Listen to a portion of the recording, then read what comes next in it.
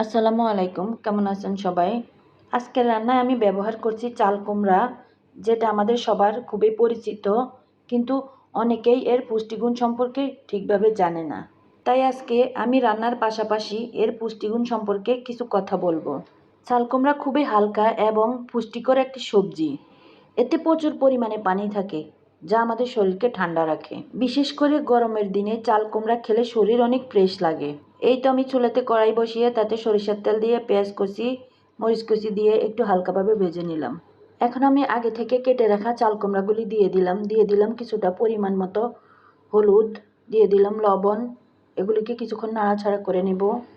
চাল কুমড়া রয়েছে vitamin C, vitamin B, calcium, iron এবং ফাইবার। এখন আমি কিছু পরিমাণ মতো দিয়ে দিলাম জিরার গুঁড়া, দিয়ে এগুলিকে আরও কিছুক্ষণ নাড়াচাড়া করে ঢাকনা দিয়ে দিব। চাল কুমড়ার সবচেয়ে বড় উপকারিতা হলো এটি হজমে সাহায্য করে।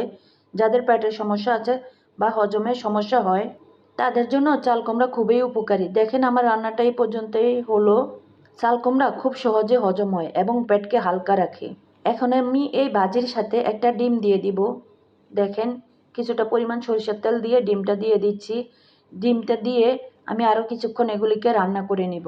আপনারা জানলে খুশি হবেন, চাল কুমড়া কিন্তু ওজন কমাতেও সাহায্য করে। এতে ক্যালোরি খুব কম থাকে। তাই যারা ডায়েট করছেন বা ওজন কমাতে চান, তারা নিশ্চিন্তে চাল কুমড়া খেতে পারেন। চাল কুমড়া আমাদের শরীরে টক্সিন দূর করতে সাহায্য করে। এটি প্রাকৃতিকভাবে শরীরকে পরিষ্কার রাখে এবং রোগ প্রতিরোধ ক্ষমতা বাড়ায়। আরও একটি গুরুত্বপূর্ণ বিষয় হলো, চাল কুমড়া আমাদের ত্বকের জন্য ভালো। নিয়মিত খেলে উজ্জ্বল হয়।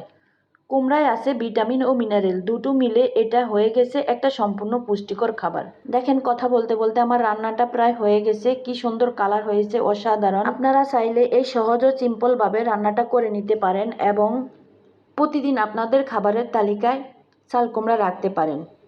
আজকে আর বেশি কথা বাড়াবো না, সর্বশেষ বলবো সুস্থ থাকুন, ভালো থাকুন, আল্লাহ হাফেজ।